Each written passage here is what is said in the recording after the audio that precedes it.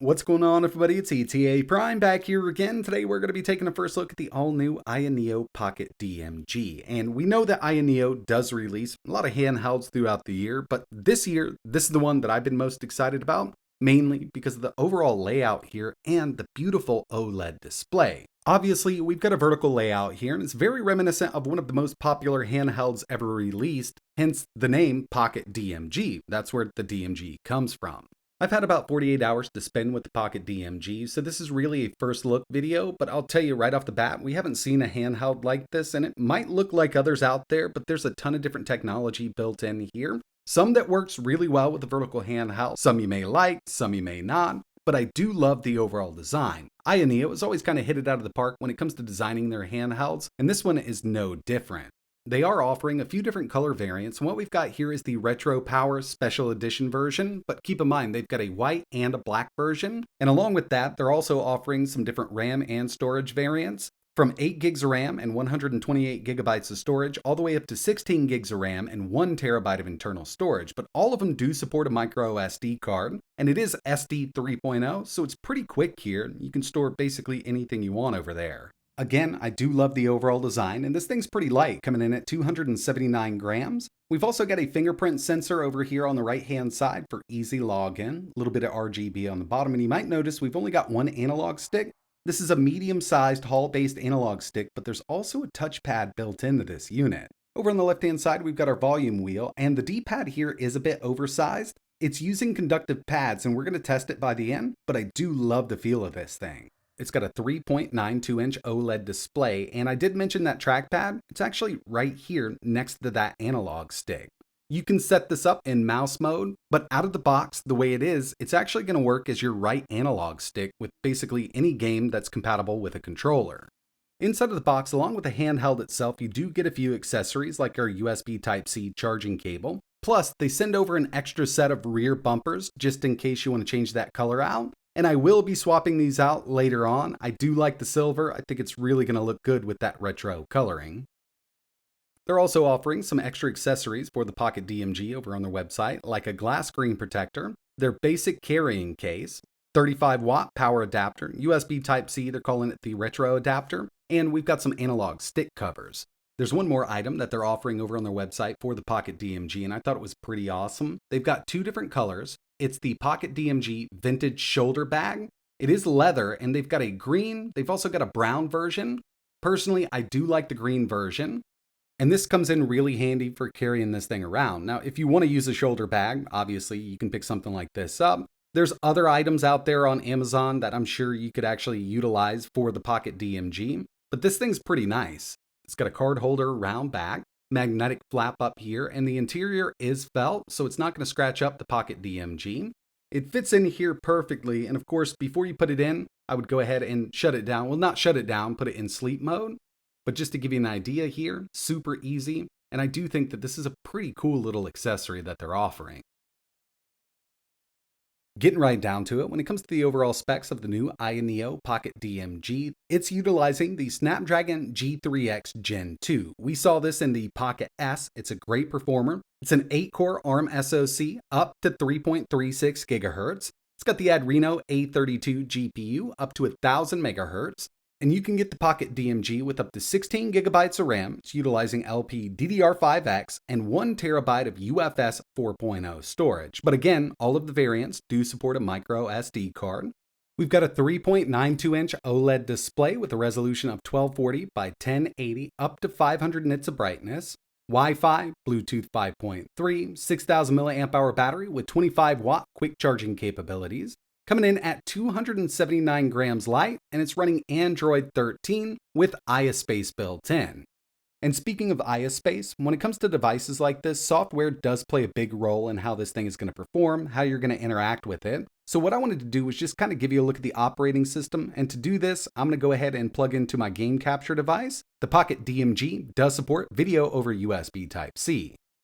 From the front menu, we can add anything we'd like. For instance, if we head down here to our app menu, down at the bottom, got a mouse plugged in here, layout, open, more. So we're going to press Y, add to home screen. We've now got Redream listed right up here.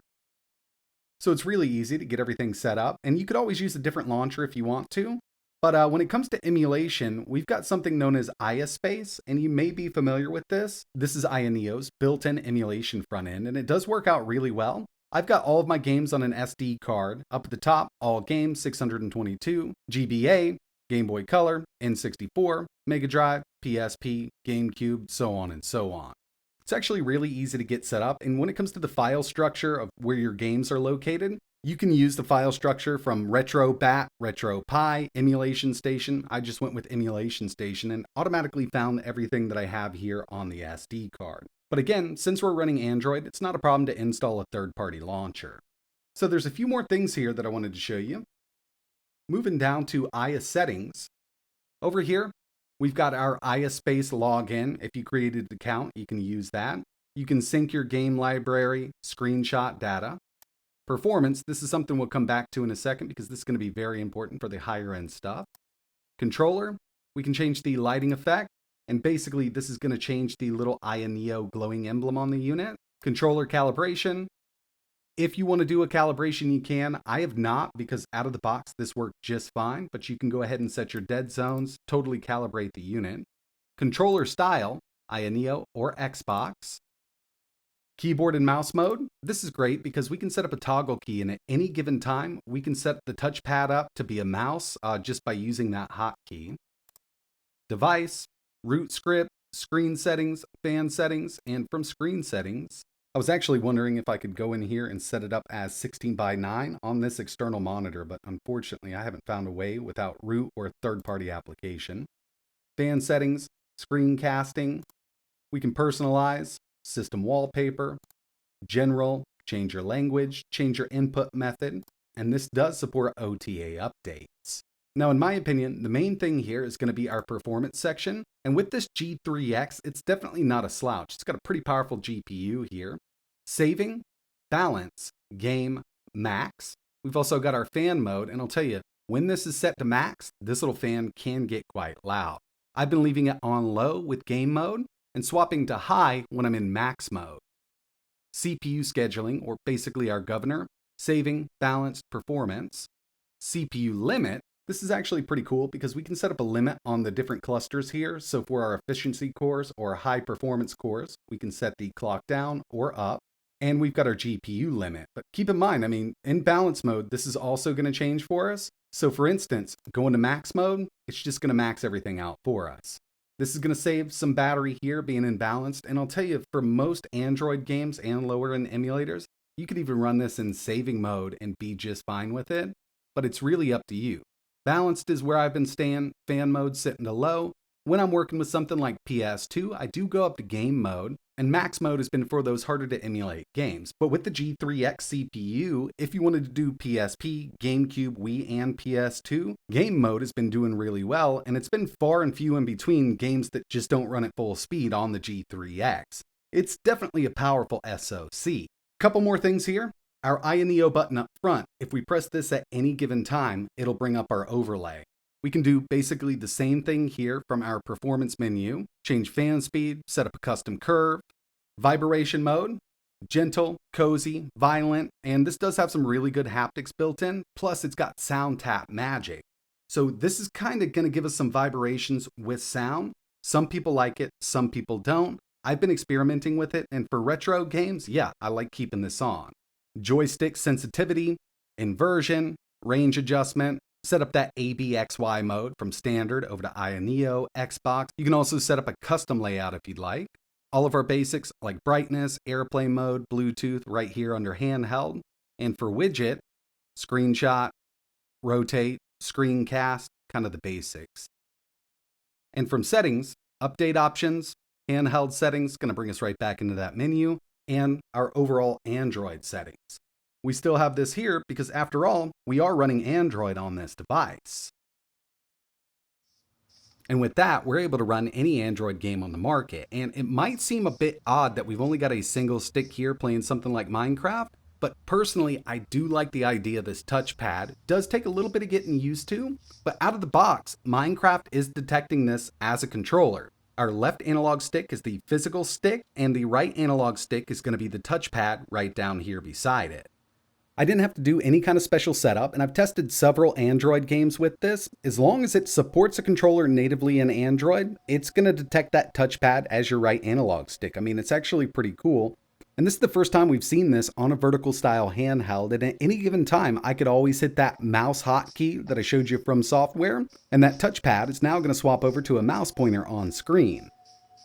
Next up, we've got Asphalt 9. I think it's called Asphalt Legends now, but the first thing I noticed when booting this thing up and installing a few games, starting them up, was the sound. This thing does have some really good speakers built in. They're actually on each side of the unit itself, and it actually puts out some bass. I haven't torn this thing down and taken a look at the internals, but I bet that these speakers are chambered. That's why it sounds so good in this little handheld. It's great to know that the controller works with games that natively support controllers, and when it comes to games that don't natively support controllers in Android, we've got an on-screen key mapper. Really easy to use here. I've got Genshin Impact maxed out at 60 FPS, and you can see just bringing this up, all you need to do is drag your buttons where you want them on screen, and in turn, these physical buttons are going to work as on-screen touch points. And when it comes to performance in something like Genshin Impact, you really don't have to worry about it. This is at the highest settings, 60 FPS. We don't need to worry about thermal throttling because we do have that fan built in. And I'm in game mode right now, but you could go to max mode if you wanted to. This is a buttery smooth experience with the G3X in the Pocket DMG.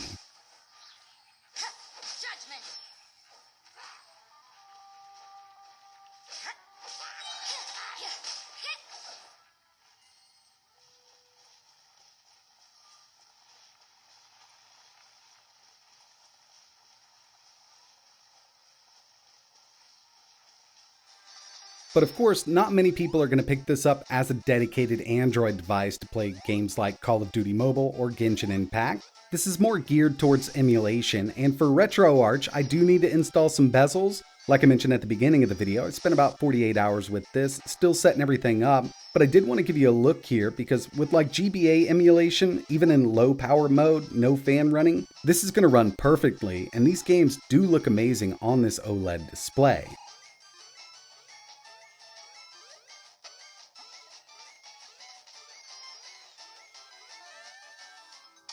Now I wanted to do a little bit of D-pad testing, but right here you can kind of get an idea of the sound. With something like the Redream emulator running Dreamcast games, this sounds and looks so good. Oversized D-pad here using conductive pads underneath it. Got some good roll. I do wish it was just a bit firmer, but getting into testing here, you can actually pull off these special moves quite easily with the D-pad built into the Pocket DMG. In my next video, I do kind of want to experiment with the touchpad. Now, I would never really want to go in and play a fighting game with the touchpad, but the way it's set up, we actually might be able to get this to work just like a D-pad down at the bottom near that analog stick. But I'm really glad they didn't cheap out on this D-pad. It's been working great with platformers, and especially fighting games here.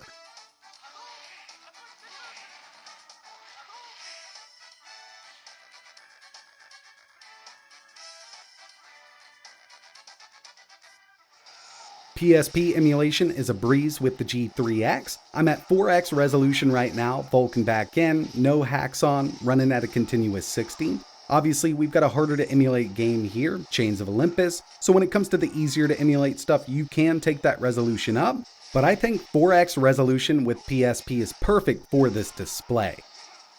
Next thing I wanted to show off was a little bit of GameCube emulation, Automodalista. I consider this a harder one to emulate for ARM devices. We're at 1080p using the OpenGL backend. Even something like F-Zero GX on the Firefield track, if you're in emulation, you know what I'm talking about. It's a harder one to emulate. At 1080p on the G3X, runs at 60 FPS. Now there was one I did have to drop down to 720, and that's Rogue Squadron 2. That's just kind of a given on Android. It's always kind of been like that. But even Wii emulation, Sonic Colors here, natively ran at 30 FPS. We're at 1080p on the Pocket DMG. Really great GameCube and Wii performance so far. But the last thing I wanted to test here was a little bit of PS2 emulation using Nether SX2. Ratchet & Clank, 3x resolution, and in my next video I will be testing more games, so let me know exactly what you want to see with some PS2 emulation on this device. But I kind of wanted to show you what it would do out of the box, and yeah, so far I've been having a great time with emulation, native Android gaming, and of course cloud gaming on the Pocket DMG. I completely understand that the overall layout isn't going to be for everybody. Having that touchpad may distract some people, but I do like the fact that it's here. It's something new, something we can mess around with. We haven't seen this on a vertical handheld before, and it does take a little bit of getting used to. I'm still getting used to it with native Android games and emulation, but it's been working out better than I thought it would. Kind of wish it was a 120Hz display. It's only running at 60, but it is a nice bright OLED up to 500 nits. Great resolution for the size and aspect ratio, and I really do love what they've done with this. I think it's one of the best looking vertical handhelds out there, and performance here for an Android powered handheld is top notch with that Snapdragon G3X. So yeah, been having a really good time with the Pocket DMG so far. I've got more videos coming. I will have my full review in the next 2 to 3 days. I need to spend more time with this. I've been doing some battery life testing, and I just kind of need to get a lot out of the way with this thing. But if there's anything else you want to see running on this, let me know in the comments below. And if you're interested in learning a little more, I will leave links to their official website down below. But that's going to wrap it up for our first look video at the Ayaneo Pocket DMG. And like always, thanks for watching.